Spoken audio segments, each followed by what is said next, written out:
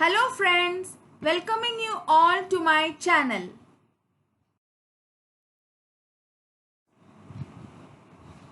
In the previous video, I had given the explanation of the poem The Inchcape Rock by the poet Robert Southey.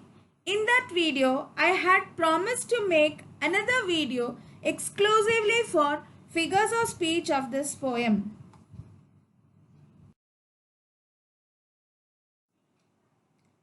Here I am, fulfilling my promise. I, Alamukarthi Neeraj Kumar, with the video of the figure of speech. I have fulfilled my promises by creating this video. Therefore, I require your support to make better videos. So please make sure to subscribe my channel and click on the bell icon to receive the notifications when I upload a new video.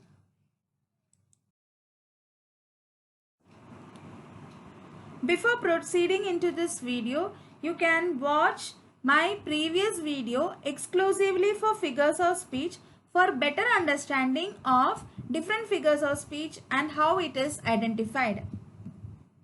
The first figure of speech what we are going to learn is alliteration. As you know, alliteration means repetition of consonant sounds.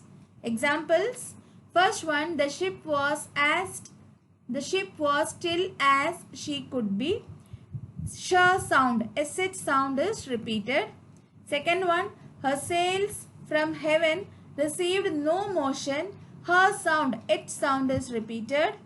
Third one, without either sign or sound of their shock. S sound, sign and sound, it is repeated. The abbot of Aberbrothock, ab sound is repeated. And over the waves, its warning rung. Waves and warning, W sound is repeated.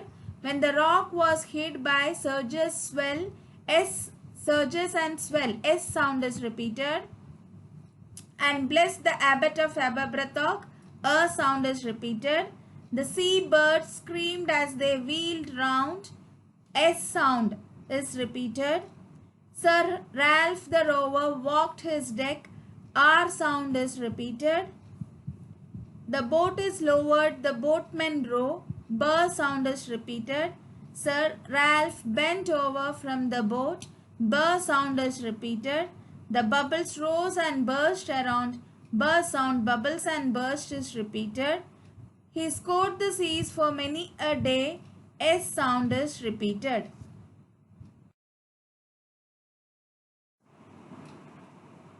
The next important figure of speech we are going to learn is inversion. Inversion is nothing but the sentences, if it is not in the proper grammatical order, we say that the figure of speech used is inversion. Let us see the inversion with examples of this poem.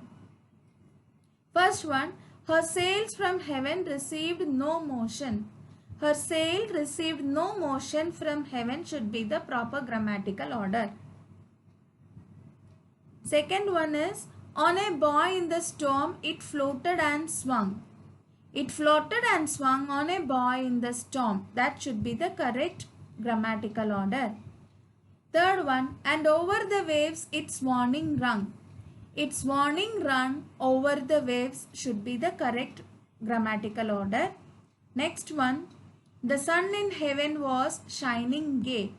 The sun was shining gay in heaven. And to the Inchcape Rock they go. They go to the Inchcape Rock should be the proper grammatical order. On the deck the rover takes his stand. The rover takes his stand on the deck is the proper one. Now where we are I cannot tell. I cannot tell where we are now. That should be the proper grammatical. Let's proceed to the next figures of speech, personification. Personification is nothing but human quality or animated qualities are given to the inanimate objects or non-living things. Okay, so let us see the example of personification in this particular poem. The ship was still as she could be. Here, ship is given the human quality. of being still. Second one, her sails from heaven received no motion. Here also her sails means it's about ship. So again ship is personified. Next one, her keel was steady in the ocean. Here also ship is personified again. So little they rose, so little they fell. The waves. Wave is personified here. And over the waves its warning rung.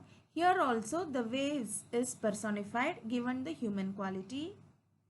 Till the vessel strikes the shivering shock. Again ship is given the quality of shivering of human beings. The waves rush in every side. Again waves is personified. And the last one, but even in his dying fear. Fear is personified here. Let's proceed to the next figure of speech, that is simile. Simile is nothing but direct comparison of objects. Example in this poem is as sound as if the Inchcape bell. The sound of sinking ship is directly compared with the sound of sinking Inchcape bell. The next one, onomatopoeia. Onomatopoeia is words that imitates the natural sound. Example in this poem are down sunk the bell with a gurgling sound. So the bell sound is gurgling sound, natural sound of the bell. The bubbles rose and burst around. So the bubbles that is coming up, it is also given the natural sound. That is why the figure of speech here is onomatopoeia. The next one is paradox. Paradox is contradictory statement. Example in this one is, for there is a dawn of the rising moon. Dawn is morning, but morning moon will not come. So it is a contradictory statement. That is why for there is a dawn of the rising moon. Antithesis is the next figure of speech, and the example is so little they rose, so little they fell. Rising and falling, the opposite ideas balancing each other. That is why it is antithesis. Let's proceed to the next figure of speech, transferred epithet. Transferred epithet is nothing but epithet is transferred from its proper word to the another one. Example from this poem is, but even in his dying fear. Actually dying is the adjective here describing fear, but actually fear cannot be described. It is he or the Ralph the Rover is dying. Okay, so human being Ralph the Rover is dying, but it is transferred to the fear. That is why it is called as transferred epithet. Next example is till the vessel strikes with a shivering shock. Here the epithet is shivering. Okay, it is describing shock. That is what we feel, but actually it is describing the vessel, that is ship. Okay, so that is why it is transferred epithet. The next figure of speech is climax. Ascending order of the things occurring is known as climax. For example, the boat is lowered, the boatmen row. First the boat should be lowered, then only the boatmen can row. So ascending order of the things occurring, that is why it is climax. The next one is repetition. Repetition is nothing but the words repeated. Example of this poem is no stir in the air, no stir in the sea. Here no stir is repeated. And the next example is so little they rose, so little they fell. So little is the words that are repeated. That is why it is repetition. Now let's proceed to the appreciation of the poem. What is critical appreciation of a poem? Critical appreciation requires one to analyze the poem as a whole and critically provide insight into elements that make up the poem.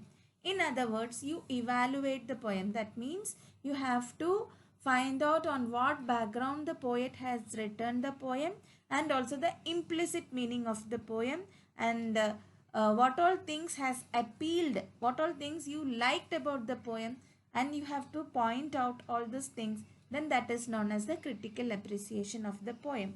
So what are the examples that you have to write while writing the critical appreciation is, You have to find the diction. You have to find any imagery, structure. You have to tell about the rhyme or rhythm of the poem, overall message of the poem, purpose of the poet, any other things that are liked by you that you have to mention. It is the critical reading of the poem and it helps in the better understanding of the poem. Now, according to the exam point of view, how a student is expected to write the appreciation of the poem. You have to write in the paragraph wise. First, you need to write the title of the poem. The poet you have to write. Rhyme scheme if present. You have to write. If there is no rhyme scheme, you need to write it as free verse. Central idea or theme of the poem. For example, our Inchcape Rock. Central idea is as you sow, so shall you reap. Whatever you do, the good things or bad things, you are going to get the fruit of that particular thing. Okay, that you have to write within 2 or 3 sentences you can write. Figures of speech, 2 figures of speech from the poem you have to learn, and why, how did you identify that you have to write. Favorite line, your favorite line, any one favorite line and why you like that line. Any special feature, tone, type, language or implied meaning. For example, here the language is very simple and implied meaning is whatever you have done, you are going to get it back. That is the feature of this particular poem. And last, why I like or dislike the poem.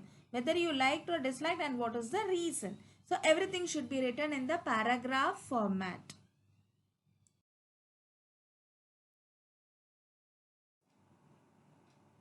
Hope you understood and has noted the figure of speech of this poem. Thank you for watching me so far. Do not forget to like my video. As the theme of the poem says, doing good deeds will fetch you good fruit. In the same way, sharing this video to your friends is a good deed that will help your friends and that good deed will return back to you. So make sure that you share this video to all your friends. If you have any doubt, raise it in the comment section. I could clarify all your doubts. And even do not forget to subscribe my channel. Thank you.